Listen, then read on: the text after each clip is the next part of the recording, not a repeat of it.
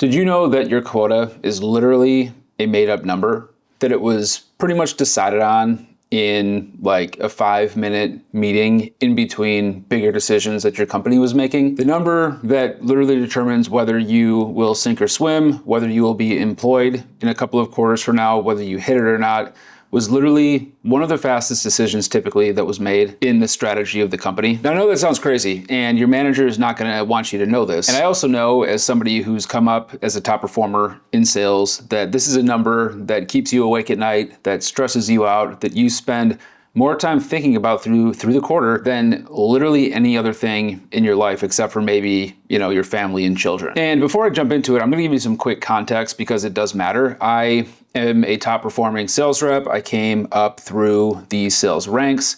I was a top performer at my company. I won President's Club every time that it was given out that I was at this organization. I took the company from 14 million to 40 million in about 3 years. I'm not a chump, and I'm very good at sales. I love sales to this day. But I'm very passionate about showing sales reps what their skills are actually worth, which is what this video really is about. But I just want you to know I'm not some underperformer complaining about quota from his cubicle. And I do think that sales reps that are working in 9-to-5 sales jobs do need some sort of quota in order to keep them motivated. But here's how your quota gets set. Finance will look at what the number the company needs to hit are, like what their projections need to be. And those projections are usually made up, by the way, by people that are not actively working in the business. Usually they're made up by board members or a CEO that's not in a sales function and is just basically making up numbers, honestly. But that's for a different video. Then they take that big number and they say, hey, we've got to close this much business this year. And then they just simply divide it by the number of reps. And they maybe slightly adjust it a little bit based on tenure at the organization. But that's it. Done.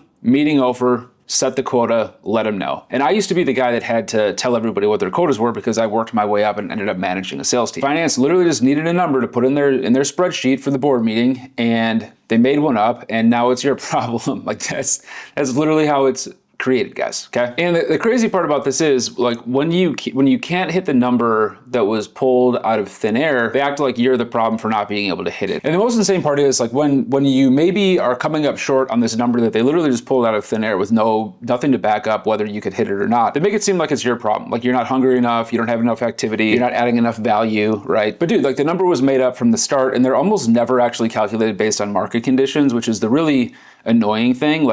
Especially right now, sales reps are being comped, and there's all this friction in the marketplace right now with the things that are happening with AI and all this stuff where things are changing on a quarterly basis, but the projections are not being adjusted to match that. And then they go and they basically gaslight you about this. Because if you were to go and ask them and say, hey, I noticed my quota went up 30%, how did we come up with these numbers? Where is this number coming from? They're just gonna cite things like, oh, hey, it's the company growth targets. This is what we're being asked to do. We gotta pony up, and this is our job as salespeople to hit these numbers. But if you push any harder than that, they're just gonna push back on you and say, you know what, that's the number. And if you keep pushing, all of a sudden you're damaged goods, you're not part of the team, all these things, when you're just simply asking for a rational explanation on how this number was calculated to begin with. Now, I'll be real with you guys for a second. I was a top performer. I was doing everything right. Actually, if I look back on the last 3 years of me actually working in sales before I started my company, I was literally doing everything right. I don't think I made a single major mistake. There was one deal that almost didn't close to hit my number for the year because I'd never dealt with the level of procurement that I had to deal,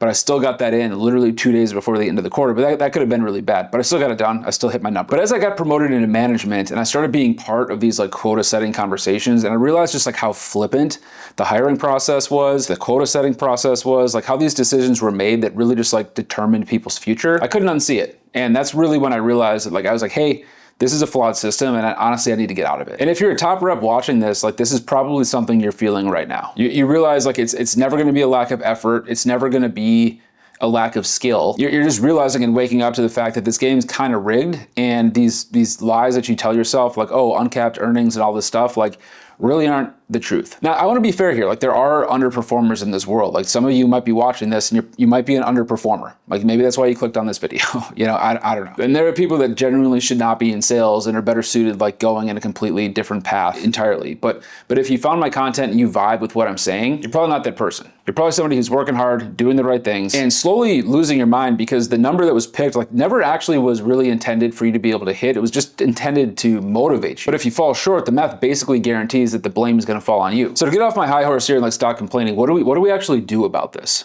And I'm going to tell you what I did from experience here. The first thing you want to do is like stop internalizing the number and stop asking yourself things like, hey, like what is wrong with me? Why didn't I hit my number? Why are other people hitting my number and I didn't? Like separate yourself from your actual performance and the actual level of work that you put in and a random benchmark that was set for you. Look at your own activity and your own metrics, because if you're really doing the work at the end of the day, like you should feel good about your performance so long as you're actually working hard and doing the best that you can do. But then the next thing is really the big piece that I want you guys to understand. If you have found me on Instagram, which I'll throw my Insta right here for you guys, drop me a follow, shoot me a message, say what's up. You want to start building leverage for yourself outside of your sales job, especially if you're a top performer. Like your skills are worth so much more in the free market. Selling your skills and your expertise to more than one company, it's honestly insane. And it's only going to get bigger and bigger as the market changes with everything that's happening with AI right now. The system that you're in right now is designed to have you start over from zero at the start of every quarter, month, year, whenever your quota resets. The smart reps